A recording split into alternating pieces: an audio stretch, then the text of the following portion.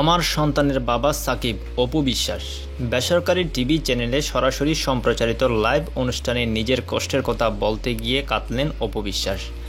আজ সোমবার বিকেলে অপু বিশ্বাস একটি বেসরকারি টিভি চ্যানেলে সরাসরি সম্প্রচারিত অনুষ্ঠানে কথা বলেন।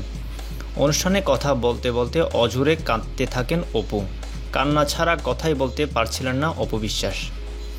এর আগে বাংলা চলচ্চিত্রের জনপ্রিয় নায়িকা অপু বিশ্বাস জানিয়েছেন তার একটি ছেলে সন্তান রয়েছে।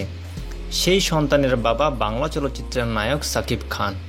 দীর্ঘদিন আত্মগোপনে থাকার পর সম্প্রতি ঢাকায় ফেরেন নায়িকা অপু বিশ্বাস। আজ বিকেল 4:30টায় এফডিসিতে সংবাদ সম্মেলন করবেন বলে দুপুরে মোবাইল ফোনে জানান এনটিভি অনলাইনকে। এ সময় অপু জানান সাংবাদিকদের সঙ্গে সব বিষয়ে খোলামেলা কথা বলবেন, সব প্রশ্নের উত্তর আজ দেবেন তিনি। এদিকে লাইভ অনুষ্ঠানে অপু বিশ্বাস বলেছেন, আজ বিকেল 4:30টায় এফডিসিতে আমি সংবাদ সম্মেলন করব।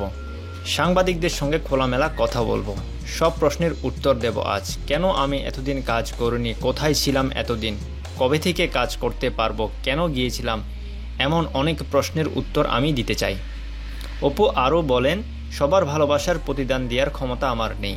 এতদিন আড়াল থেকে দেখেছি সবাই আমাকে কত ভালোবাসে। আমি সবার কাছে অনেক বেশি ঋণী হয়ে গেলাম। গণমাধ্যম আমাকে নিয়ে যে নিউজ করেছে তা দেখে নিজের চোখেই পানি চলে আসতো। সবাই আমাকে এত মিস করেছে এবং তা নিয়ে নিউজ হয়েছে। আমি এতদিন দেখেছি কিন্তু কিছুই বলতে পারিনি। এবার সব কথা খুলে বলবো। দেখা হবে আজ বিকালে। কবে থেকে কাজে ফিরবেন জানতে চাইলে অপু বলেন, খুব তাড়াতাড়ি ফিরছি, আগামী মাসের প্রথম দিকে হতে পারে। আমি এখন কোনো পরিচালক প্রযোজকের সঙ্গে যোগাযোগ করিনি। 2-1 দিনের মধ্যে সবার সাথে যোগাযোগ করব। তবে আমার অসমাপ্ত ছবির রাজনীতি, মাই ডার্লিং, ভালোবাসা 2016 ছবিগুলো শেষ করব। এগুলো শেষ করতে করতে বাকি কাজগুলো গুছিয়ে নিব। বুলবুল বিশ্বাস পরিচালিত রাজনীতি ছবির শুটিং শেষ না করেই গত বছর মার্চে হঠাৎ নিখোঁজ হয়ে যান অপু বিশ্বাস। তখন থেকে সবার সঙ্গে যোগাযোগ বিচ্ছিন্ন করে ফেলেন এই জনপ্রিয় নায়িকা। অনেকটা ইচ্ছা করেই তিনি চলে যান লোকচক্ষুর আড়ালে।